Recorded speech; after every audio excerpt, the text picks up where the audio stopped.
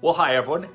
I'm your host, Alexander Toth, and this is Next T News for Monday, April 4th, 2022. What is going on here? I'm wearing green, I'm wearing yellow, there's something here about pimento cheese on my shirt. What could that possibly mean? Well, it's Masters Week. So let's hear it for Masters Week. We made it. For us in the north, it's actually the beginning of the golf season. The unofficial, official beginning of golf season. But anyways, we have a lot to uncover, so let's get going. So first of all, this week isn't the first major of the year. That happens, of course, on the LPGA. This week was a final event for the Chevron Championship being held at Mission Hills in California, as the championship is going to be moving down to Texas. And this week, the winner was Jennifer Kupcho. She is the fourth golfer on the LPGA to win her first event this year.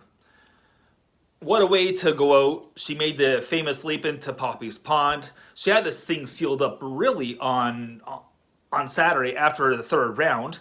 And that meant that pretty much par golf on Sunday was going to win. And lo and behold, there it was. She had the absolute stranglehold on.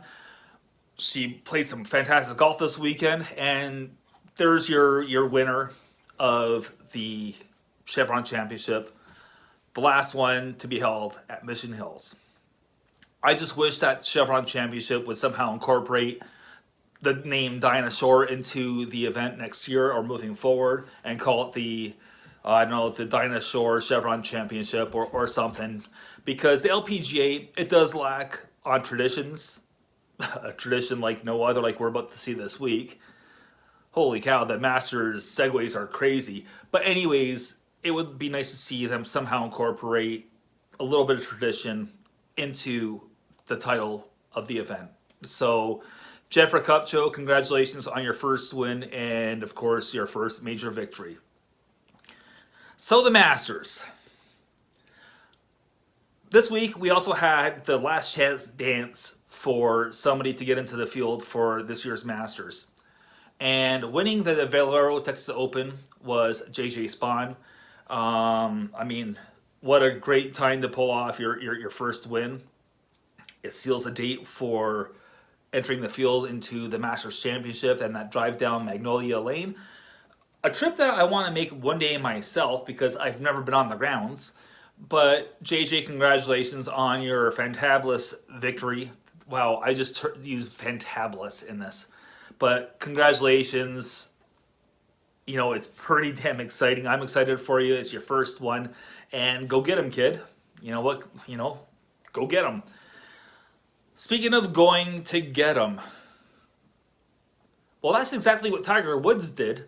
And I don't know when it became woke or when it became a thing to track people's flights going places. But anyways, apparently that's a thing. So of course, Tiger Woods, isn't he going to play this year? We don't know. Things are indicating or pointing in the direction that he's going to. And honestly, I just want to say that if he plays, that's awesome. No one moves the needle like he does. And he's already sealed up the pip points or the pip money this year. I mean, he's already done it. Hasn't teed up a golf ball yet. But this is a good thing for golf. But I think golf's in a great place without him anyways. But he just moves the needle that much more. So, again, I didn't know that, tracking people's flights and basically borderline stalking was a thing. But anyways, I won't partake in that. I just know that was going on thanks to social media. Oh, golf Twitter, how you never cease to amaze me. It's one of those things where I think it's just become a little bit extra. You have someone tracking a 13-year-old's account and making Charlie Woods trackers, tracking people's flights, namely Tiger, because no one is currently tracking JJ Spaun's flights. I just think that it's a little bit crazy right now, but anyways, that's all I'm going to say about Tiger Woods. As far as my picks go, I don't know. I sort of like Cameron Smith this weekend or this week to win at Augusta National. I just think his game is right there. And if we're not going to look at actual, top players in the world to win this thing. Some of the obvious favorites like the DJs of the world and stuff like that. I sort of like Corey Connors too. It's not because he's Canadian. It's just because, well, he just has a great swing. He's in rhythm. He's sort of kind of unflappable out there. He had a good showing in the match play event.